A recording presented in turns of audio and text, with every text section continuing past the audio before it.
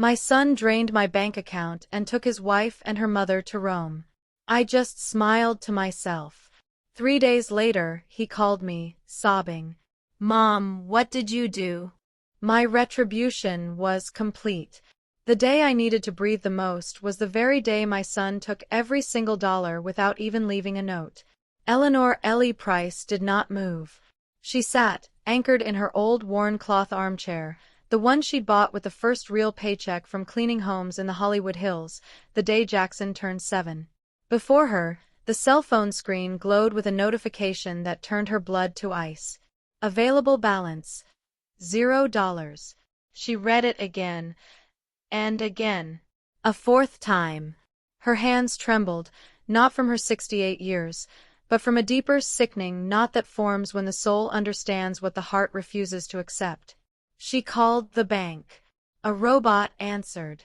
Then a human, their voice coded in practiced indifference. They told her the movements were made online. Wire transfers, large amounts, totaling over $80,000. Her entire life's work. Her savings, her security, her only safety net. And where did the money go?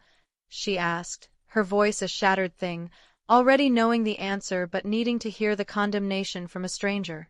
It was all transferred to an account in the name of Jackson Arthur Price. Ma'am, the executive said, tone flat. Do you want to file a fraud report? Ellie didn't respond. She simply hung up. The silence in the house was a physical presence, broken only by the ticking of the kitchen clock and the dying buzz of a fluorescent light bulb. Outside, an ice cream truck played its tinny tune, blissfully oblivious to the abyss that had opened inside her. Then the landline rang, the old phone she kept out of habit. Hello, she said, her voice flat, emptied. Ellie, honey, did you see your Jackson's Instagram? It was Doris, her neighbor, voice breathless with excitement. He's in Rome, child. Eating fancy food with his wife and that mother-in-law. Lord, what a life. They look like movie stars. Ellie swallowed hard. Her soul seemed to levitate, to leave her body for a single, weightless instant. She walked slowly to her room, opened the drawer, and retrieved her old smartphone. She wasn't big on social media, but she followed him from a distance, like a ghost peering through a window at a life that had long since left her behind. There he was. Jackson, her only son. The boy she brought into the world with pain and raised alone. The same son she'd given everything to, including the family land her parents left her so he could go to college. He was smiling, a glass in hand, dressed in a crisp white shirt, his arms around Tanya and Rhonda, the mother-in-law who always looked at Ellie as if she were something stuck to her shoe. The caption read, Rome, my new beginning. I deserve this. And in the comments, Tanya had written, Good things come to those who wait. Thanks for everything, Mama-in-law.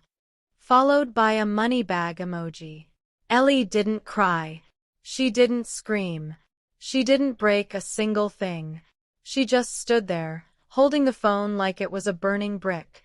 Then, in the profound silence, she smiled. But it wasn't a smile of joy. It was the cold, sharp smile of final understanding. Far away, under a cloudy Roman sky, Jackson raised his glass without guilt. See, Tanya said, sipping expensive wine. It was a good idea to take the money. She's going to die soon anyway. Better we use it before it goes to medical bills. Rhonda let out a harsh, clipped laugh. Clueless old lady. She doesn't even know what a plane is. She was never going to do anything useful with that cash. Jackson didn't say anything. He looked at the Colosseum with shining eyes. But something churned deep within him, a ghost of the hungry boy he used to be. The boy whose mother would tell him, Hold on, baby. We'll have it tomorrow. The walls of Ellie's house seemed to sag that night.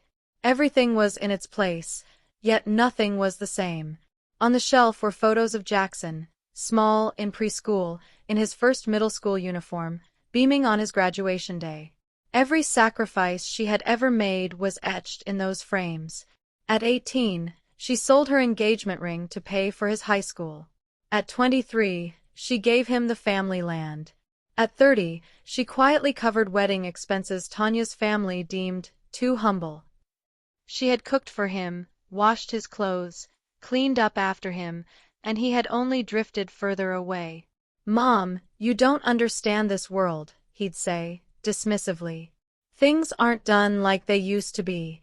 Tanya and I have big plans, and I'm part of those plans. You'll always be in my heart, Mama, but you can't be tied to me for life." A week before the betrayal, Ellie had tried to visit Jackson at his Studio City apartment. She brought a tray of her famous fried chicken and collard greens.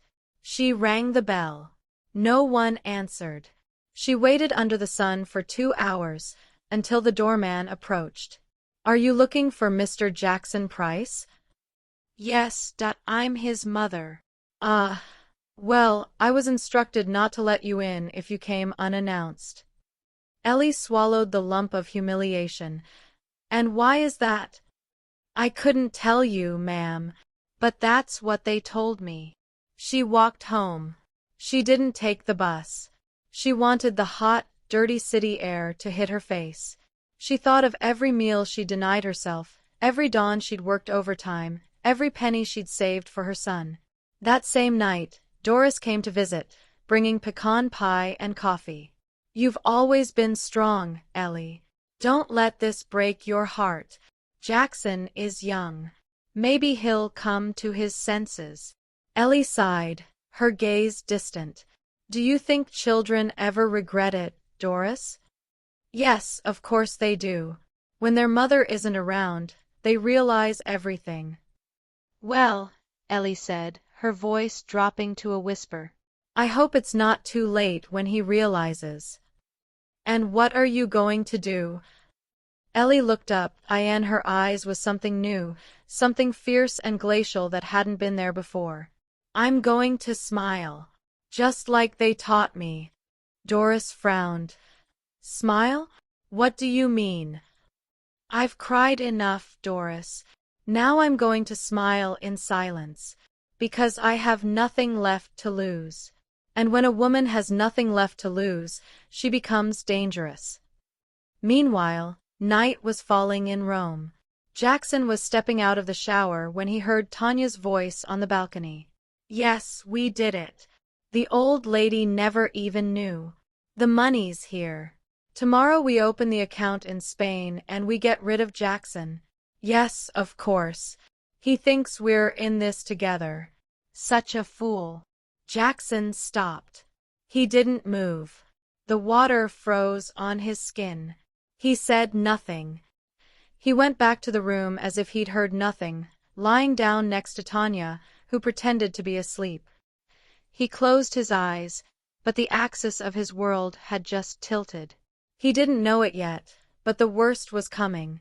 Back in south-central Los Angeles, Ellie was preparing a cup of chamomile tea. The night was thick. Street lights flickered. Outside, dogs fought over a torn trash bag. Inside, she picked up her notebook, the one she used for recipes she never got to cook, and wrote with her shaky, determined hand, "This is not the end. It is the beginning of my silence.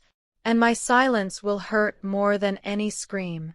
She closed the notebook, lay down in bed, and for the first time in a long time, she slept without tears. And while she slept in her humble home, her son, in a Roman hotel suite, checked his phone. A bank notification glowed on the screen, account blocked due to suspicious activity. "What?" he muttered, staring at the digital verdict. The first crack had just formed, and Jackson didn't know that his mother, in her profound silence, had already begun to move. Sometimes, pain doesn't scream.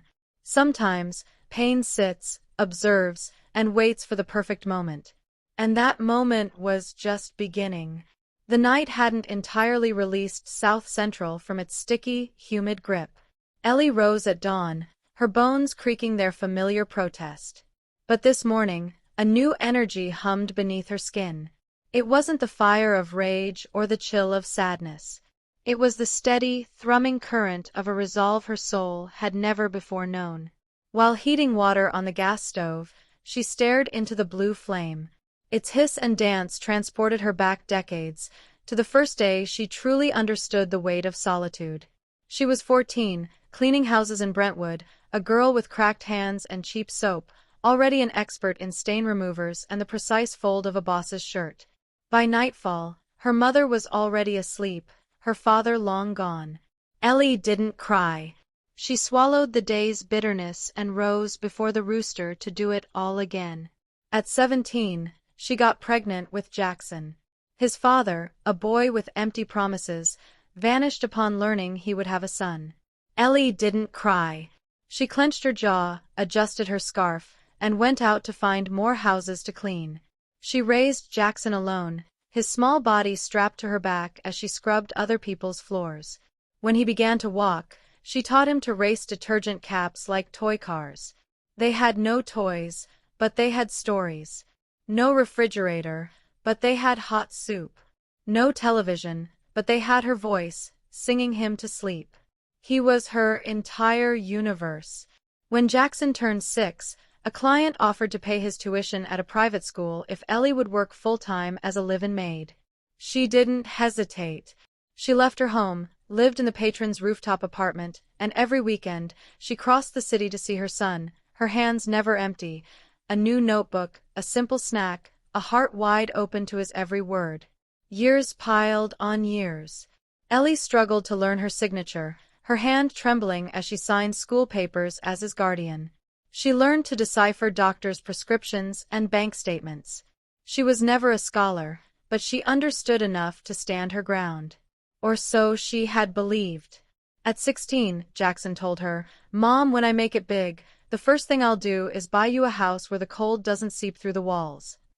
And she had replied, her voice soft but firm, "Don't buy me anything, son. Just don't forget me." Then came college. Ellie sold the only land her father had left her, a patch of rural Georgia where she dreamed of building a small cabin. She sold it for a fraction of its worth because Jackson needed the enrollment fee. As always, she didn't hesitate. "My son is going to be an accountant," she'd tell anyone who would listen, her chest swelling with pride. "He's going to get out of this life." And he did get out, just not in the way she had imagined. It was in his 3rd semester that he met Tanya, a girl with a magazine smile, long, polished nails, and a gaze that calculated worth in seconds. From their first meeting, a cold dread settled in Ellie's stomach. It wasn't jealousy, it was the primal recognition of a taker, not a giver. Tanya hailed from a family of pretenders. Her mother, Rhonda, wore knockoff designer clothes and spoke with a fabricated air of European sophistication. Their first visit to Ellie's home was a masterclass in subtle cruelty. "What a lively color! The walls are so rustic," Rhonda had said, her smile not reaching her eyes. Tanya, surveying the kitchen, muttered a comment just loud enough for Ellie to hear. "I don't know how Jackson grew up here. This looks like a shelter, not a home." Ellie had smiled, as always, but something vital fractured inside her that day. The erosion was slow and insidious. First, Tanya requested fewer visits. Then, she insisted Ellie withhold her opinions on their decisions. Finally, she orchestrated Ellie's exclusion from family events because she wouldn't fit in. Jackson, blinded by infatuation and a desperate desire for the polished life Tanya represented, allowed the distance to grow. One night, the last time he visited unannounced, Ellie made his favorite meal, pot roast and gravy. "Mom," he began, not meeting her eyes, "Tanya says you're too involved in our lives, that you don't let us grow as a couple." "I just want you to be happy, son," Ellie said, watching the steam die over her own plate. "I don't need you to take care of me anymore," he replied, the words landing like blows. "I'm a man now, and men forget who made them men." Ellie didn't cry.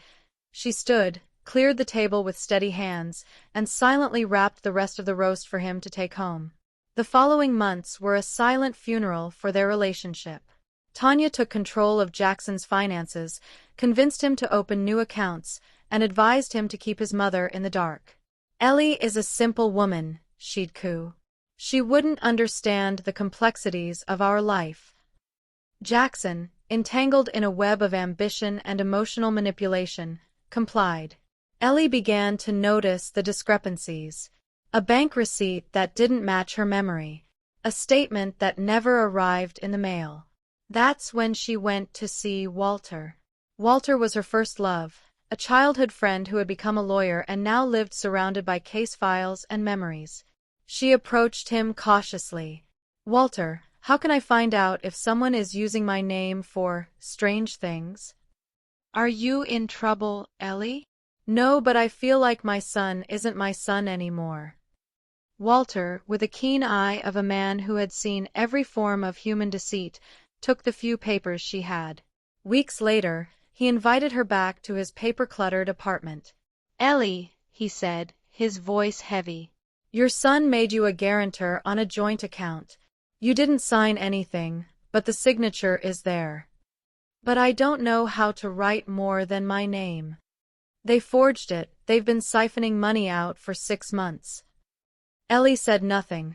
She took the papers, placed them carefully in her purse, and walked out into the night. The pain that kept her awake wasn't from the stolen money, it was from the stolen truth.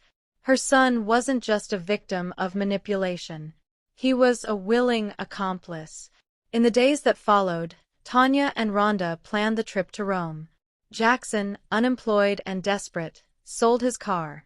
Then, Tanya suggested the final solution. "It's family money," she purred. "Your mother isn't going to use it. Don't be silly. You're not stealing. You're just collecting your inheritance a little early." Jackson hesitated, but that night, from his laptop, he initiated the transfers. He did it quickly, mechanically, like pulling off a bandage in one brutal yank. When it was done, he closed the laptop and did not allow himself to look back. Ellie discovered the emptiness the next day. She didn't cry. She didn't scream. She simply opened her notebook and wrote a single, devastating line. "My son didn't die, but the mother in me did." From that moment, a metamorphosis took hold. Her body still aged, but her spirit crystallized into something unbreakable. Her posture straightened. She started making calls, learning to navigate email, visiting offices she'd never dared to enter before. A quiet, meticulous counter-offensive was being prepared. While Jackson wandered the cobblestone streets of Rome, believing he had finally arrived, his mother in South Central was weaving the web that would pull his stolen world out from under him. And Tanya was already planning her exit strategy. What Jackson failed to realize was that the Ellie he remembered, the one who endured all for love, was gone. In her place stood a woman forged in betrayal, her love replaced by a clear-eyed, unwavering purpose. And when a mother's love transforms into justice, there is no hell she is unwilling to cross. The betrayal no longer merely hurt. It had become a cold, hard fact.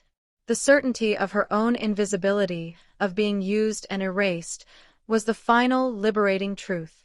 Ellie was not willing to disappear quietly. Because what a mother chooses not to say can be more powerful than any scream. Ellie said nothing. Not that day, nor the next. Her silence was no longer the passive silence of suffering. It was an active, sharp silence that observed, recorded, and calculated. The words dried up in her throat because they were no longer adequate for the task at hand. When a mother realizes she has been replaced by a caricature of herself, she does not weep. She evolves. Jackson, immersed in his new, scentless life, noticed nothing. He was too busy playing a role in a play he hadn't written. Tanya settled into his world as its rightful owner, and he, mesmerized, allowed it. He was captivated by her polished vocabulary, her graceful walk, her air of effortless ownership. But behind the curated social media posts and easy laughter was a machine of subtle, precise cruelty. The comments began as harmless observations. "Honey, why does your mother always have to have an opinion on everything?" Tanya would ask, examining her perfect nails. "I don't want our children growing up surrounded by a poverty mentality." Jackson would offer an uncomfortable laugh. It's not that she wants an opinion. She's just having a hard time letting go. It's not about letting go, Jackson. It's about pity disguised as love. Women like your mother wear their suffering like a badge, not realizing it's a chain they try to put on everyone else. I won't have that for us. Piece by piece, Tanya decided the terms of their relationship with Ellie. Fewer visits. Then, only meetings in public. Finally, a refusal to enter Ellie's home because it smelled of decay. Jackson acquiesced each time, and when Ellie asked why she saw him so rarely, he would mumble, "We're just so busy, Mom. You know how it is." Ellie would only nod, the innocence in her eyes replaced by a grim, assembling clarity. Rhonda, Tanya's mother, soon joined the chorus, her insults veiled in faux concern. "Miss Eleanor, forgive my bluntness, but have you ever considered a more suitable neighborhood? At your age, this area can't be safe. And with the savings you have, you could certainly afford better, couldn't you?" Ellie met Rhonda's gaze and held it. She didn't blink, didn't reply, but something inside her solidified into granite. They didn't just want her at a distance, they wanted her erased. One Sunday, at a family lunch Tanya had organized, Ellie found a moment to speak to her son alone. She waited for Rhonda to visit the restroom and Tanya to be distracted by her phone. "Son," she said, her voice low but steady. "Are you certain this woman is right for you? Have you seen the way she looks at you when you're not watching? The way she speaks about me." Jackson stiffened. Tanya's head snapped up. Rhonda returned to the table. The air in the room grew thick and heavy. And then Jackson erupted.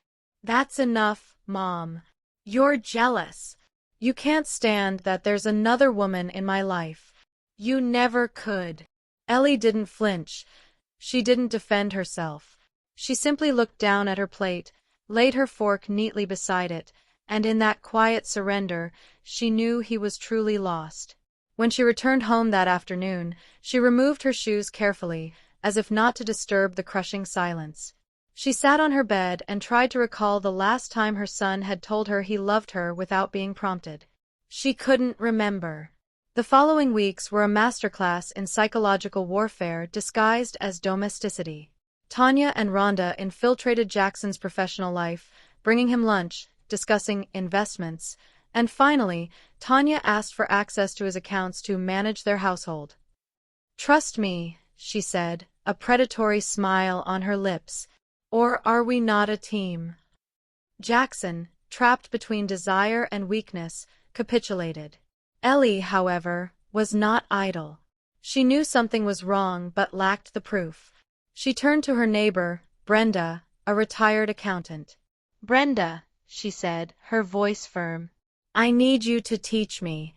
How can I tell if someone is tampering with my money?" Brenda's face fell. "Your son?" "Yes. Do you have your bank statements?" "They don't come to me anymore. And transfers. I've never made one. I don't even know how." For nights, Brenda sat with Ellie, teaching her to navigate the bank's online portal. When Ellie finally saw the list of transactions, her world tilted on its axis. Large sums, recent dates, all coinciding with Jackson's visits or requests for paperwork. "He had access," Ellie whispered. "He said it was for insurance." "Ellie," Brenda said softly. "This isn't paperwork. It's theft." Her heart shattered, but she did not cry.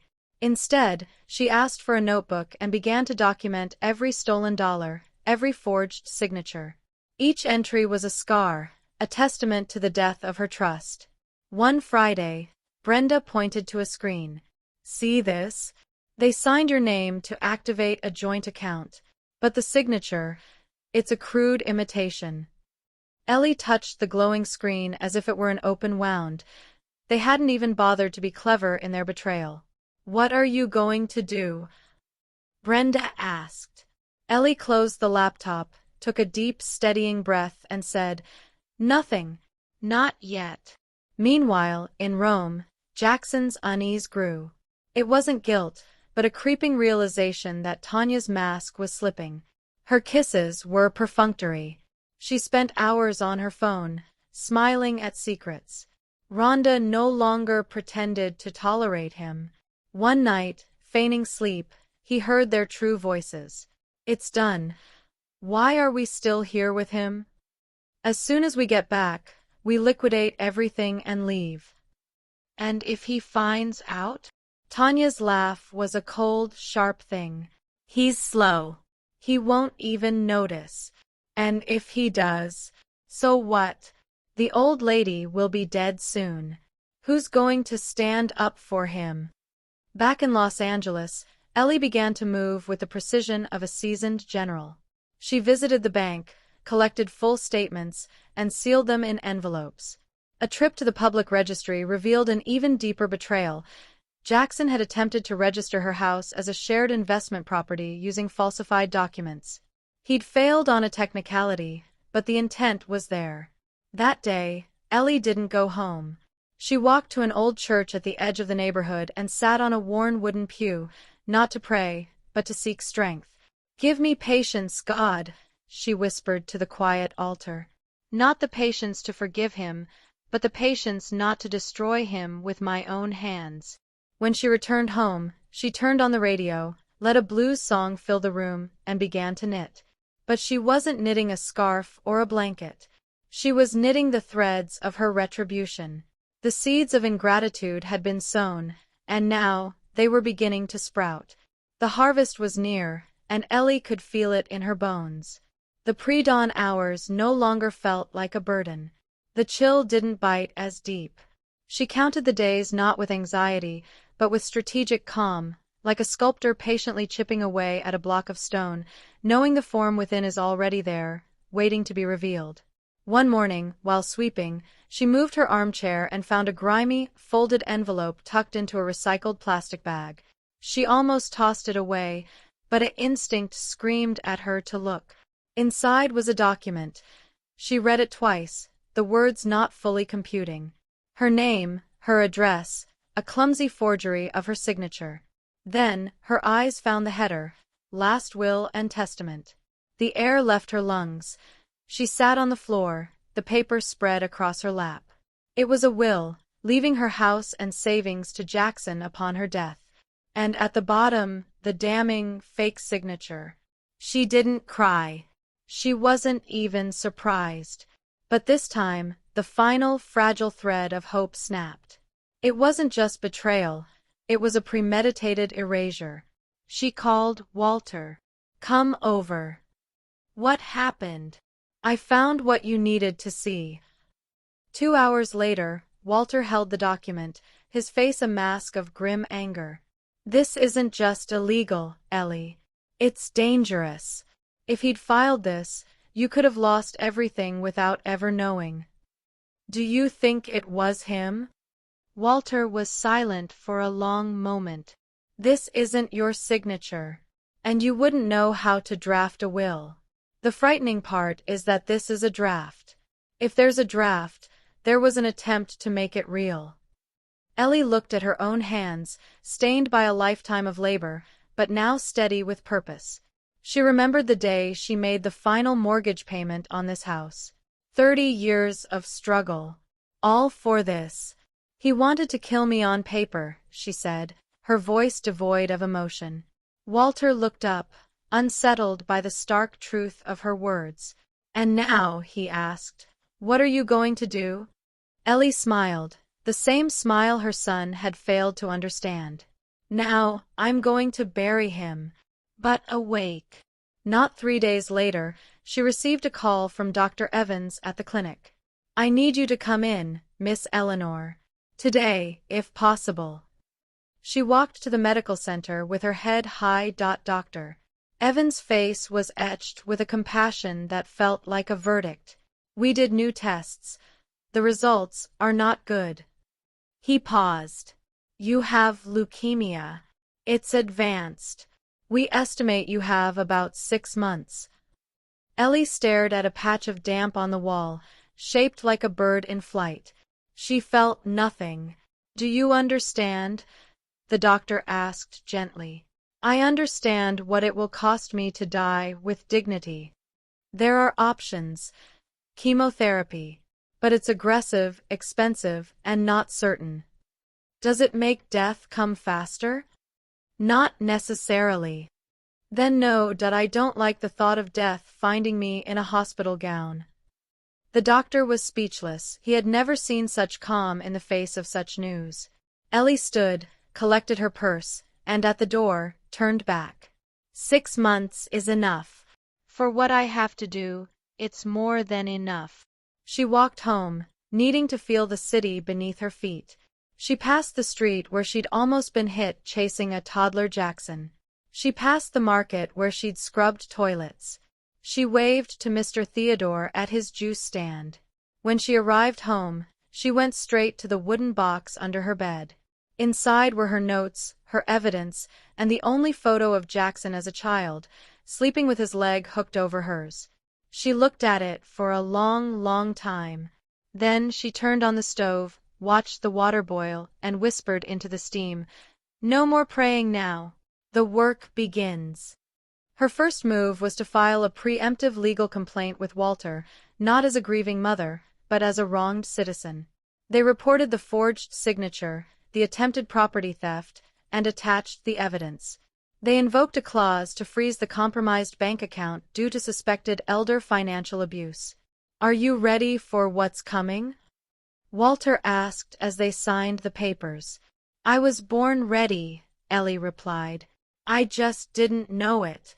She bought a new notebook, bound in red. On the first page she wrote, "To my son Jackson, I delivered you from my womb with pain. I gave you my life with love, and you ripped away my dignity without blinking. This is not revenge. It is justice. And justice is all I have left to die in peace." In Rome, the facade was crumbling. Jackson's cards were declined, one after another. In 48 hours, he was penniless. Tanya screamed at him in the middle of a piazza, a spectacle for tourists. "You useless idiot! What did you do? I told you not to trust your pathetic mother. You've ruined everything." Rhonda looked at him with pure disgust. "I'm going to a hostel." "I'm not staying in this dump with him." Tanya followed without a backward glance. Jackson found himself alone in the hotel room, the buzz of their betrayal ringing in his ears. He had to report to the American embassy the next day. His name was now linked to an international financial fraud investigation. Ellie, guided by Walter, had activated an international capital block. An old contact of his in the IRS had flagged Jackson for illicit fund withdrawal, meaning he would be detained upon re-entry to the U.S. In her red notebook, she wrote, "There is no justice more complete than that which is delivered without screaming. I will watch him lose everything without lifting a finger. Karma is not paid with violence. It is served with patience." The second betrayal had not broken her. It had forged her into something stronger, colder, and utterly free. The mother was gone. The woman had awakened. Jackson was about to learn that the earthquake waiting for him had been building in the profound silence of the woman he'd called Mom. The meeting at the embassy was a study in humiliation. Officials led him to a sterile room. Tanya chewed her gum, radiating annoyance. Then the door opened, and Ellie walked in. She wore a simple gray sweater and a dark blue scarf over her thinning hair.